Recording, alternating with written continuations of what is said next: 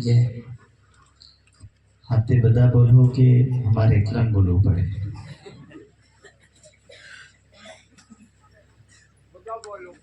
बदा बोलो भी चलो तो हाथे बोल जो वंदो सदगुरु बोलो श्री प्राणनाथ प्यारे की जय सदगुरु महाराज वंदो सतगुरु चरण को करो सुप्रेम प्रणाम अशुभ हरण मंगल करण धनी देव चंद्र जीना श्री प्राणनाथ निज मूलपति श्री महराज सुना तेज कुंवर श्यामा युगल को पल पल करो प्रणाम पिया जी को पल पल करो प्रणाम। बोले श्री प्राणनाथ प्यारे की जय। ऐसा खेला दिखाया जो मांग लिया है हम अब कैसे अर्ज करो कहोगे मांग्या तुम कहोगे मांग्या तुम ऐसा खेला दिखाया। धाम धनी श्री राज महाराज पूर्ण ब्रह्म सच्चिदानंद मंच पर आसीन आचार्य श्री विजय जी खिलवत ग्रंथ के इस प्रकरण के अंदर राज्य महाराज मूल स्वरूप की तरफ लेकर के जा रहे हैं। जिस दुनिया में हम बैठे हैं उस दुनिया से परे की बात यानी खिलवत खाना। खिलवत खाना यानी खिलवत बोलते हैं एकांतवास को, और एकांतवास का मतलब कि आत्मा और परमात्मा के अलावा जिस जगह पर कोई नहीं उस जगह का नाम क्या है? मूल मिलाप। बोलिएगा क्योंकि रात्रि की चर्चा है, बहुत सारे सो जाते हैं। अब हम हंसाते तो है नहीं कि लोग जागते रहेंगे, तो इसीलिए इस चर्चा में आप बोलते रहेंगे तो जागते रहेंगे। अब मूल मिलावा की तरफ की चर्चा में क्यों कह रहा हूं?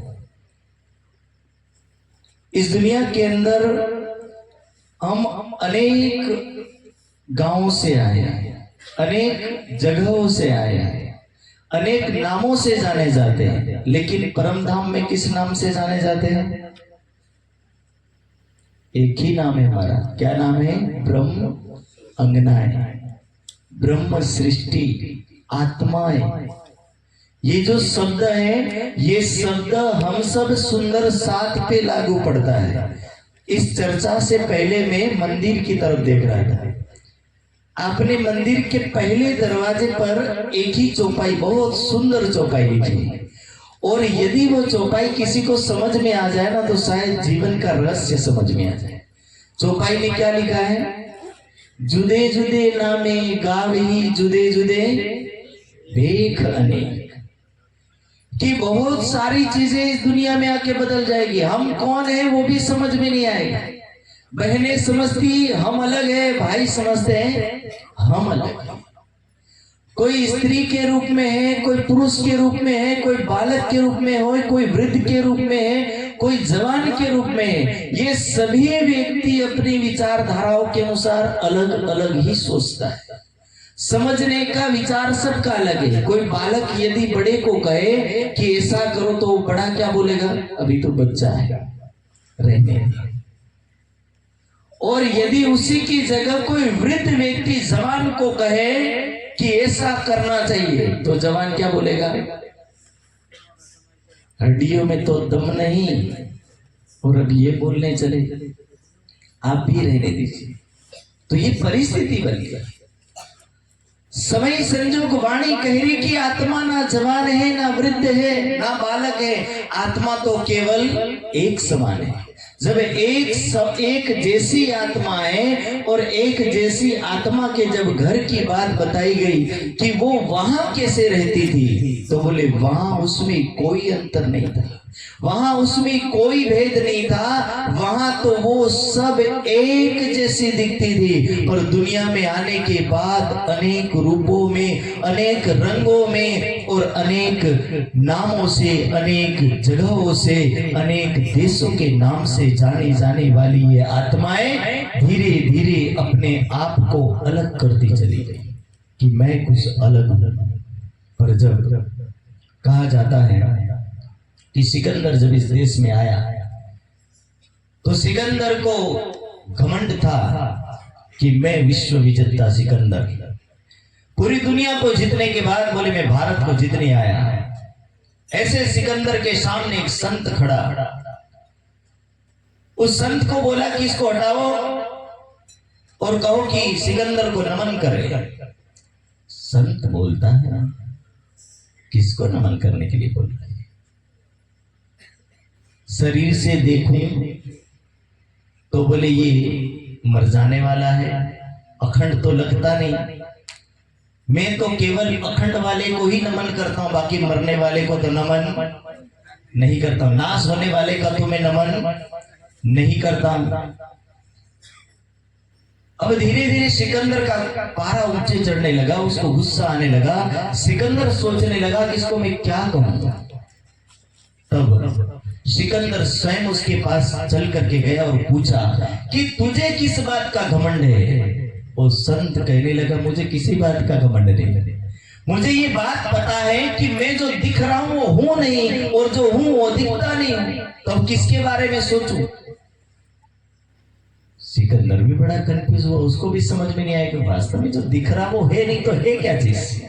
और ये बात सभी को समझ में आती है कि जो दिख रहे वो है नहीं और जो है वो दिखते नहीं। मरने के बाद किसी से पूछिएगा कि दिखते कैसे हो, गोरे दिखते हो, काले दिखते हो, जवान दिखते हो, बुढ़े दिखते हो, कुछ भी नहीं पता चलेगा। उस समय व्यक्ति को यही लगता है कि गया सही, लेकिन क्या गया उसका अता पता है। साइंटिस्ट भी खोज करते करते थके। किसी ने ये बात भी कही कि किसी साइंटिस्ट के मन में आया कि एक बार ये निकलने वाली इस शक्ति को देखे तो सही कि वो दिखती कैसे है। तो मरते हुए व्यक्ति को एक कांच के एरिया में ऐसे फिट किया कि जैसे वो निकले तो दिखे। पर कहा जाता है कि व्यक्ति वही दम तोड़ दिया, मर भी गया, लेकिन निकलता हुआ कुछ दिखाई नहीं दिया। साइंटिस्ट उस दिन के बाद सोचने लगे कि हम सब कर सकते हैं, लेकिन ये आत्मा और परमात्मा दो वस्तु को कभी जान सकते नहीं। ये दो चीज हमारे से अलग है, भिन्न है, और ऐसी भिन्न चीजों को जानने के लिए हमें कहीं और जाना पड़ेगा। और जाने के लिए जब कहीं बात कही जाती तो वो भारत देश है।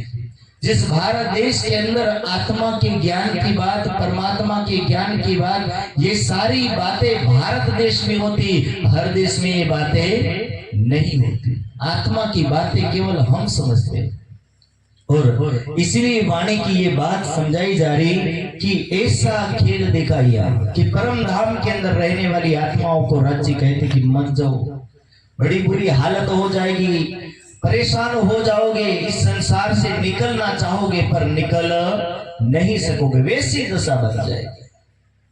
मत जाओ, पर मत जाने के लिए कहने के बाद भी हमारे अंदर एक उत्साह भर गया, ऐसा उत्साह कि जिस जुनून में आने के बाद हम आत्माएं राज्य महाराज के 3 बार मना करने के बाद, कितनी बार मने किए 3 बेर कि 3 बार ना पाड़ी कि ना जाओ, संसार बहु कष्टमय ने दुखमय है, तो भी आत्माओं को लगा नहीं संसार में कुछ तो सुख होगा और होगा। ये वही वाली हालत हो गई। रोज दाल खाई खाई थाक्या હોય ને અને ભૂલથી જો લગનમાં દાળ સિવાય બીજું મળતું હોય પછી દાળ નહીં ખાઈ વ્યક્તિ, ઈ કઈ બીજું ખાય, દાળ ખાવાનું છોડ દે। એટલે હાલત એવી અખંડ પરમધામમાં રહેતા રહેતા આપણી પરિસ્થિતિ એવી કે અખંડ સુખોનો આનંદ લેતા લેતા धीरे धीरे ऐसी परिस्थिति बनी कि हम राज्य महाराज के माध्यम से एक शब्द सुनते कि अक्षर ब्रह्म दुखमय खेल को बनाते। इस दुखमय खेल को देखने के लिए आत्माओं ने सवाल खड़ा किया कि वो होता कैसा है। और जब होता कैसा ये बात कही तब राज्य कहने लगे बड़ा कष्ट होता है, लोग मरते हैं और जीते हैं, ना जाने कितनी बीमारियां आती है, सभी चीजें होती है, वहां जाने के बाद व्यक्ति बिलखता है। पर आत्माओं ने ऐसा नहीं देखा। इसीलिए सब आत्माओं ने राज्य से कहा कि हे धामधनी कुछ ऐसी जगह ले चलो जहां पर हमें ये दुख के खेल का देखने का आनंद मिले। और उस आनंद को दिखाने के लिए राज्य से निवेदन किया। कहा जाता है कि सुबह के समय में ये निवेदन किया गया, प्रश्न किए गए। तीजी भौम की पड़साल में हम जब बैठे उस समय तीजी भौम की पड़साल में बैठ करके सब आत्माओं ने राज्य से ये बात जानी कि दुखमय खेल होता कैसा है। उसके बाद सखियां वन में गई और वन में जाने के बाद सखियों का मन कहाँ लगा हुआ है, दुखमय खेल की तरफ से। कहते ना कि किसी का कोई चीज लेनी हो तो उसका जी वहीं अटका रहता है जब तक वो लाके ना दे दो। एक उदाहरण देता हूं शायद समझ में आए। एक बार गांव में लाल कार निकली से एक भाई भूलती कार देखी। कोई जिंदगी में कार तो इन्हें देखी नहीं थी, पहली बार लाल कार निकली नहीं पण वगर अवाज नहीं। જ્યારે વગર અવાજની કાર નીકળે એટલો ભાઈ વિચારમાં રે ये કયું પ્રાણી કહેવાય કે ભેંસ देखी, ગાય देखी, હાથી દેખ્યો, બધું દેખ્યું પણ આ બોલ્યા વગર ચાલે આવા પ્રાણી देखी અને ભાઈ ઘેર ગયો। છોકરું આવ્યું દોડતું ના ખોળામાં બેઠું પાપા પાપા કરીને પણ ઓલા ભાઈને પાપા શબ્દ જ નથી સંભળાતો। એને એવું લાગે કે હું જે છું એ ઓલી લાલ કારમાં દે ફસાઈ રહ્યો પૂરો। અને છોકરું કંધા ઉપર ચડે, બધી જગ્યાએ ચડે પણ એને કઈ અસર નથી થતી।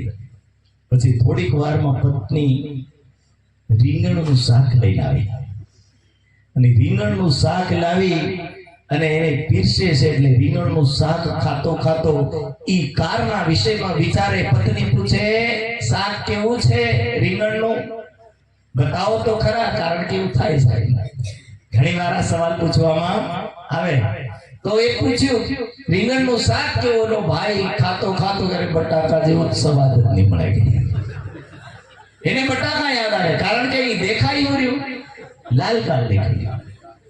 દશા એવી થઈ ગઈ લાલ કાર સિવાય બીજું કઈ દેખાતું નથી કે બટાકાનો આનંદ બોલે બહુ સુંદર છે કારણ કે ની બોલે તો સામેથી પડે અને જો સામેથી પડે ને ઈ લાલ કાર ભૂલાય બધું ભૂલાય। એટલે કઈ તો કેવું પડે, કઈ તો પ્રશંસા કરવી પડે પણ આ માણસનું મન મસ્તિષ્ક લાલ કારમાં એના કારણથી વ્યક્તિ બટાકાનું નામ લે અને પરિણામ એવું નીકળ્યું કે પછી એને પત્નીની ખબર પડી કે આને સદમો લાગ્યો લાલ કારનો, સદમો લાગ્યો લાલ કારનો। આવી રીતે આપણને પરમધામમાં આવું થયું છે। एक बार कहे कि दुख नो खेल राज्य के तुम ना जाओ सकियो, कष्ट नहीं होगा, परेशान हो जाओगे, पर तो भी हम माने नहीं। मने किए तीन बार ना पड़े नहीं जो, पर सबे भरी इश्क के जोश। खिलवत ग्रंथ में लख्યું છે सबे भरी इश्क के जोश में आवीने राज्य ने कह्યું अरे हम कुछ नहीं भूलेंगे, आप बस हाँ भर दो जाने के लिए। और हाँ भरने के बाद राज्य कहते हैं कि सखियों थोड़ा जान तो लो कि जहां जा रहे वो होगा कैसा। तब राज्य ने कहा आग पानी पत्थर बूझोगे सब कहीं सी ये सब झूठे तो भी रहोगे तीना लाल। कि दुनिया में जाकर के जिसको आप अपना आराध्य मानोगे, जिसको आप अपना इष्ट मानने की कोशिश करोगे वो आपका इष्ट नहीं होगा, क्योंकि आप जहां से जा रही उसको भूल जाओगे और जो आपका भगवान नहीं होगा उसको आप अपना प्राणेश्वर मानोगे, वही आपकी दशा हो जाएगी। सखियों को कई बार मना करने के बाद सारी बातें समझाई। झूठा कबीला करोगे झूठा लक्ष्य स्वाद, कि संसार में जाने के बाद ये भी भूल जाओगे कि कौन किसका है और किसके साथ उसको जाना है और किसके साथ आया है, सब भूल जाओगे। और ये बात सही है कि किसी से भी पूछ लो तुम किसके हो, यदि छोटा बालक होगा तो मम्मी और पापा का नाम लेगा, बड़ा होगा तो अपने खानदान का नाम लेगा, पर वो ये नहीं कहेगा कि मैं कौन हूं। और निजानंद संप्रदाय की पहचान ही ये मैं कौन हूं वहां से शुरू होती है कि तुम यहाँ के तो है ही नहीं। इसीलिए तो देवचंद्र जी के अंदर सबसे पहला सवाल खड़ा हुआ कि भाई मैं कौन हूं, मुझे बताओ कि मैं कौन हूं। समरसता की जहां बात कही जाती है वहां आत्मा सवाल खड़ा हो जाता है, आत्मा की बात आती है, और जब आत्मा की बात आती है तो वहां ही समरसता है, वहां एक रस है, वहां व्यक्ति एक साथ है, क्योंकि आत्मा में कोई अलग होता नहीं। आत्मा एक जैसी है और आत्मा का कर्म स्वभाव भी एक जैसा है, पर उस एक जैसी आत्मा को व्यक्ति अलग अलग रूप में समझने लगता है तो सोचता है कि मैं अलग हूँ, भिन्न हूँ, इनसे अलग हूँ, इनसे अलग हूँ, ये सब अलग बातें होने लगती हैं। पर राज्य महाराज कह रहे कि नहीं, तुम हक जात हो। कौन सी जात हो? हक जात हो। और जब हम एक ही हैं तो एक ही होने के कारण से इस खेल के अंदर आए, करने क्या है? खेल को देखने आए। और देखने आई हुई आत्माओं के लिए राज्य ने कहा कि मुझे जा करके भूल मत जाना, अलस्तु बेरबकुम। तो सखियों ने कहा है दामदनी वले ना भूले हम, कि हम आपको बड़ी नदी में भूलिए, क्या मैं भूलिए नहीं तुमने? राज्य ने कहा ठीक है। और जब हम यहाँ आए दुनिया के अंदर, अब राज्य की ये वाणी कह रही कि मांग तो लिया था हमने, मांग लेने के बाद अब हमारी परिस्थिति कैसी हुई? जो मांग लिया है हम, जो मांग लिया है हम, कि जब एक बार उस संसार के अंदर आने के बाद जो दशा बैठती है वो बार बार आती रहती है। कहा जाता है कि एक बार व्यक्ति कर्म बंधन में आता है फिर वो वही गोल गोल घूमता, उससे पार हो पाता नहीं, क्योंकि पार होने के लिए भी रास्ते चाहिए, पार होने के लिए रास्ते से बाहर निकलना पड़ेगा, दरवाजा से बाहर निकलना पड़ेगा।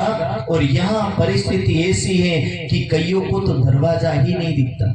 इस संसार के अंदर इतने सारे मत पंथ और इतने सारे मत पंथों में एक आत्मा को एक परमात्मा की ओर लेकर के जाना बोले विकट रास्ता है, कठिन रास्ता है। पर कठिन रास्ते को यदि सरल करना हो तो वाणी कह रही कि आत्मा और परमात्मा नामक दो शब्द को समझ जाओगे तो बेड़ा पार हो जाएगा। इसलिए संतों ने, ऋषि मुनियों ने एक बात की, आत्मा सो परमात्मा। जो परमात्मा है उसके ही अभिन्न अंग आत्मा है, और वही आत्माएं जब परमात्मा को जान जाएगी तो वो भव सागर से पार हो जाएगी। पर उसको जानने की जरूरत है, और जाने बिना वो नहीं जा सकती। अब कैसे अर्ज करो, अब कैसे अर्ज करो?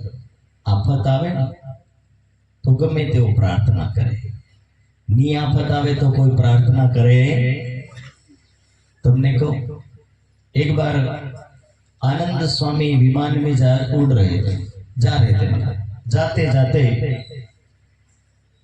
विमान के अंदर समस्या खड़ी हो गई, कोई फॉल्ट निकला। उसके पायलट ने आकर के बोला कि सभी लोग अपने भगवानों को याद कर ले, इष्ट देव जो भी हो सभी लोग याद कर ले। सब लोगों ने कहा क्यों याद करें? तो बोले ये विमान थोड़ी देर में जल करके भस्म होने वाला है। अब सोचिए कि दशा क्या होगी। यहाँ हो कूदी जाए, गाड़ियों में कूदी, कम से कम बेचारे कूदी जाए, पग टूटे, हाथ टूटे, पर बची तो ऊपर थी कूदे तो स्वाभाविक से राम नाम सत्य, वो बचने वाला नहीं।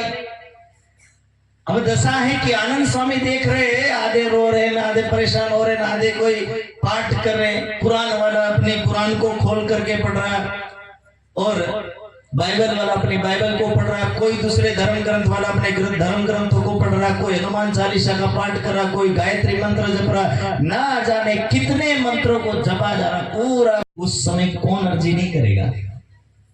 अब कैसे हम अर्ज करें, कैसे प्रार्थना करें। मांगते समय तो मांग लिया और आ भी गए दुनिया के अंदर। अब आने के बाद अर्ज जो होती वो दूसरी दिशा की अर्ज होती। हे धामधनी, दे मारो छोकरो नौकरी लागी जाए तो हूँ पारायण करावीश। हाँ तो थाय है।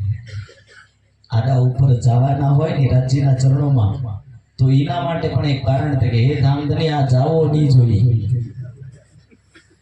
केजो थाय कि नहीं थाय? आ जावो जोईए। वहां हम क्या कह के आए, मैं बात क्यों यहाँ ला रहा हूं इसलिए समझना। वहां हम क्या कह के, हम भूलेंगे भी नहीं और आपको छोड़ेंगे भी। पर जावानो नंबर आयो तो आ जावो जोईए। આપણે की हूं આપણે परम धामना साथे जाऊं तो परम धाम छे।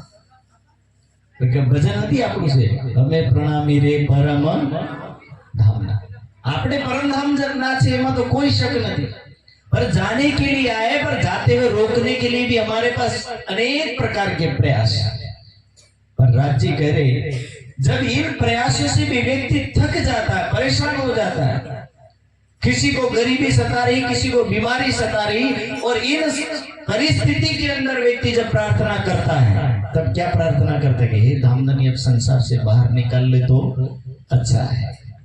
कोरोना काल आयु छे, खबर तमने? कोरोना काल में एक परिस्थिति उभी थई।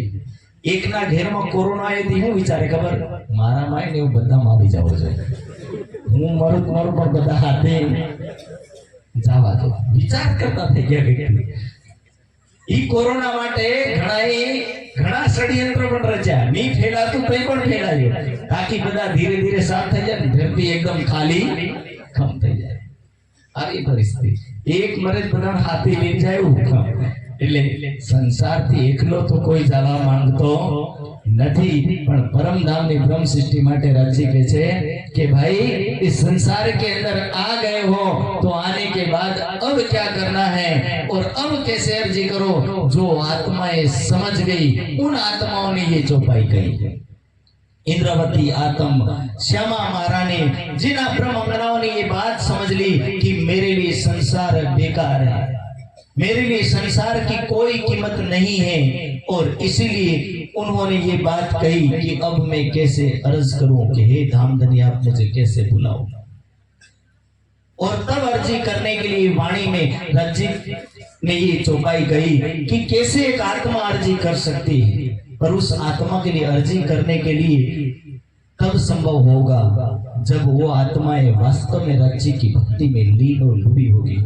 वो आत्माएं जब राज्य के ध्यान में डूबी होगी तब उसकी अर्जी मान्य होगी।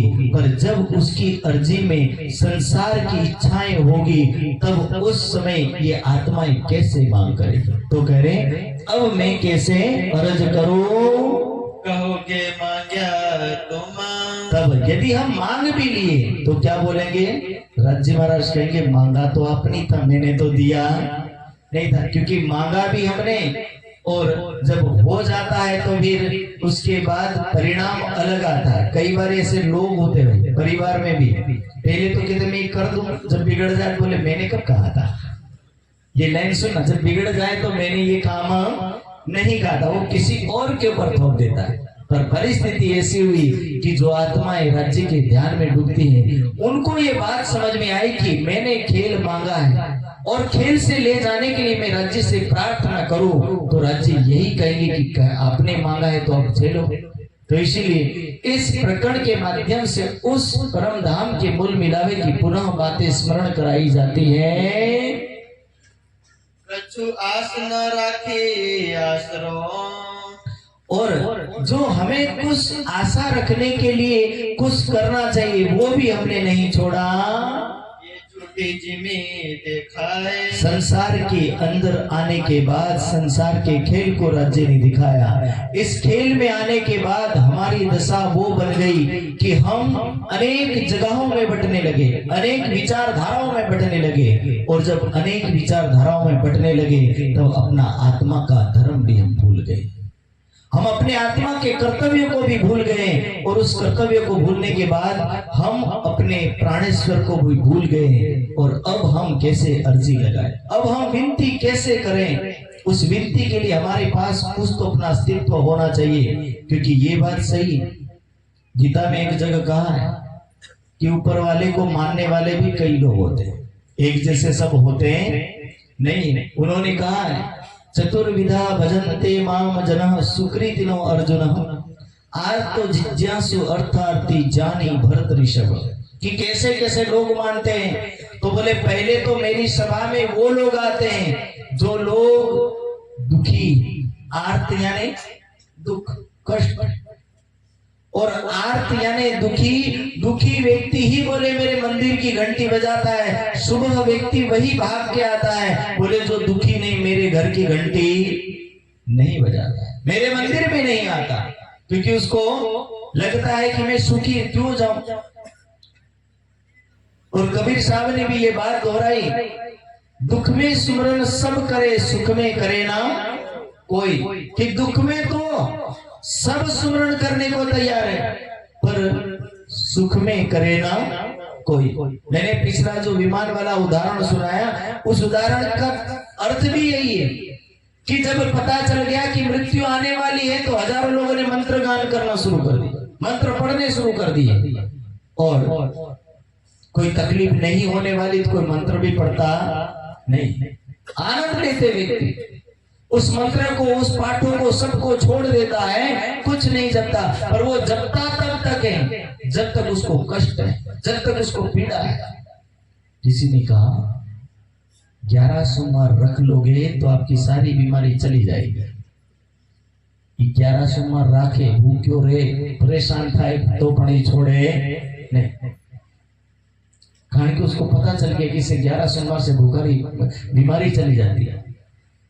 किसी को शनिवार का वास्ता दिया जाता है, किसी को गुरुवार का वास्ता दिया जाता है, किसी को मंगलवार का वास्ता दिया जाता है। जब इस तरह अनेक वास्ते दिए जाते हैं तब व्यक्ति भक्ति की तरफ दौड़ता चला जाता है। लेकिन राज्य कह रहे कि दुख आते तो सब याद करते, पर सुख में याद कोई करता।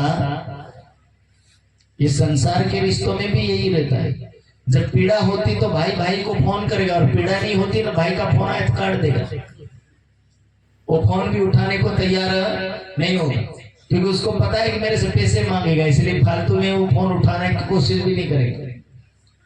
पर लगा सुख की बात है तो वो सोचेगा क्यों याद करूं, अभी तो कोई समस्या आई ही नहीं। जब हम दुनिया के रिश्तों में दुख आते तब किसी को फोन लगाते, किसी को याद करते, किसी को बुलाते, ऐसे हमारी परमात्मा के साथ भी वही स्थिति है।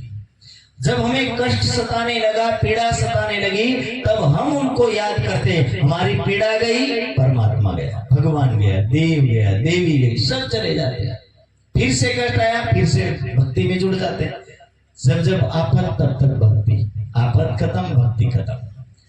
पर आत्मा के सिद्धांत में एक अलग बात है कि वास्तव में भक्त कौन है और कैसा भक्त होना चाहिए। एक रस होना चाहिए जिसमें कोई परिवर्तन नहीं होना चाहिए। नीतिकार ने लिखा है उदेति सविता ताम्र ताम्र एव अस्तमेति च संपत्तौ च विपत्तौ च महताम एक रूपता। जैसे सूर्य उगता हुआ भी पीत वर्ण का होता है, पीले वर्ण का होता है, डूबता हुआ भी लालिमा लिए और पीत वर्ण का होता है। वो सदा एक रस शाम सुबह रहता है। इसी प्रकार बोले कष्ट आए, परेशानी आए, पीड़ा आए, कुछ भी आए, पर जब ऐसी परिस्थिति में व्यक्ति एक रस रहता हो, एक जैसा रहता, उसमें कोई बदलाव नहीं होता हो, ऐसा व्यक्ति अर्ज भी करेगा तो उसकी अर्जी मंजूर होगी, उसकी अर्जी सुनी जाएगी, उसकी अर्जी स्वीकारी जाएगी। लेकिन जो बदलता रहता, ऐसे लोगों की अर्जियां भी सुनी जाती नहीं। आज एक भगवान, काल बीजो भगवान, परम दिवस तीजो भगवान, चौथे दिवस चौथो भगवान। भगवान बदलता गया અને ભગવાન બિચારા વિચારતા થઈ ગયા કે આ થવાનો કોનો છે, મારો જ ન થાય પણ આગળ કોનો થવાનો છે। ભગવાનને વિચારમાં નાખી દીધા वो भी सोचते होंगे कि कैसे लोग हैं, हर किसी को 10-10 दिनों में 5-5 दिनों में वरह में बदले અને બદલે એમાં કોઈ શક નથી, પણ આત્મા માટે તો ખાલી એક છે। અને જબ આત્મા માટે ખાલી એક છે તો પછી 10-15 બદલવાની પણ જરૂરત નથી। એ દુઃખ આવે, કષ્ટ આવે, ગમે તે આવે, પણ આપણા જીવનમાં કઈ બદલાવવું જોઈએ नहीं, तो अपनी साची भक्ति कहवाय। એટલે રાજી કહ્યું કે यही एक अवस्था इस झूठी जिमी में रह गई तो ऐसी जुदागी कर दई, और ऐसा खेल बना दिया कि जुदागी करना यानी अलग कर दिया। और ये खेल ऐसा बना कि जिस खेल में आने के बाद व्यक्ति भूल गया कि हम कहीं से आए भी हैं, कहीं जाने वाले भी होंगे।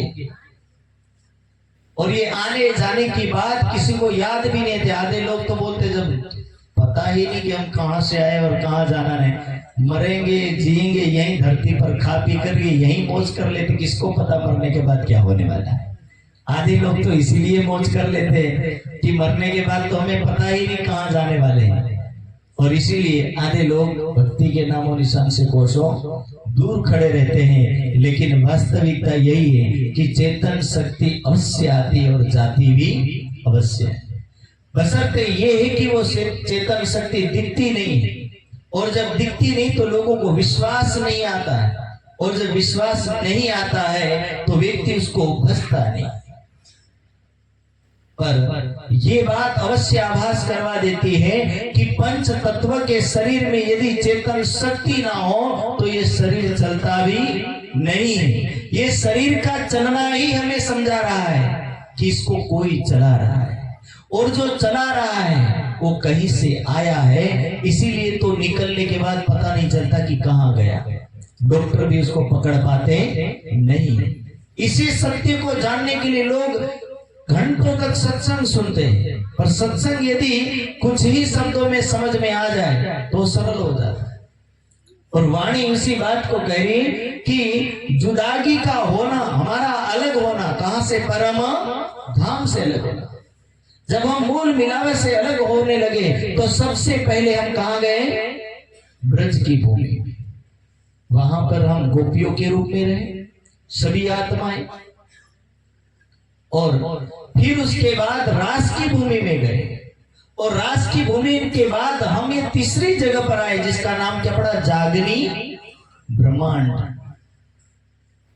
और तीनों ब्रह्मांडों के अंदर ये जो ब्रह्मांड जागनी ब्रह्मांड क्यों बना? क्योंकि रास खेलने के बाद जब हम परम धाम गए तब राज्य से कहा कि हे राज्य महाराज, आपने तो कहा था दुखमय खेल दिखाएंगे। बोले यहाँ तो कोई ज्यादा दुख हमने देखा। तब राज्य ने कहा चिंता मत करो, कलयुग तो बहुत बने पर ये कलयुग 28 जैसा कभी नहीं बना होगा।